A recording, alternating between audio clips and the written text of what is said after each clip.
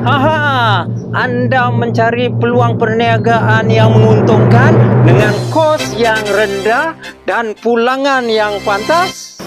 Dan peternakan anak pedaging, haiwan yang cepat besar, kadar kelahiran yang pantas dan permintaan semakin meningkat.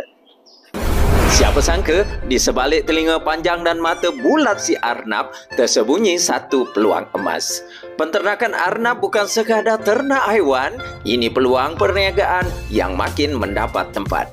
Kitaran pembiakan yang cepat, penjagaan yang mudah dan permintaan pasaran yang kian berkembang menjadikan Arnab antara ternakan paling strategik untuk usahawan baru.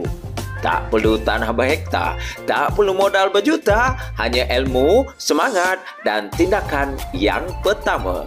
Dan peluang itu sedang menanti anda. Sertai kami dan ketahui bagaimana Arnab mampu mengubah hidup anda dari hobi santai menjadi sumber pendapatan tetap. Arnab, kecil tubuhnya, besar nilainya.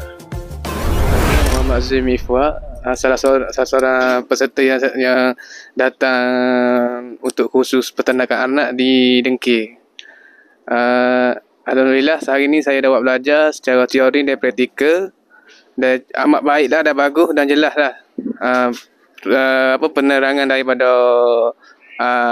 Abang Amin untuk tentang kursus peternakan anak. Datang hari ini daripada Ipoh Perak. Okey, alhamdulillah hari ini jelaslah mengenai kursus Arnab. Apa yang kita nak tanya, apa yang kita tak faham tu hari ini jelas. Alhamdulillah terbaiklah kursus. Apa yang saya dapat daripada kursus, contoh baka anak, macam mana nak kahwinkan anak, jenis-jenis bilangan Arnab yang dapat lahir tu berapa, berapa tempoh dia, bulan apa semua tu bagi saya sangat penting lah. Hari ini mudah, cepat, untung.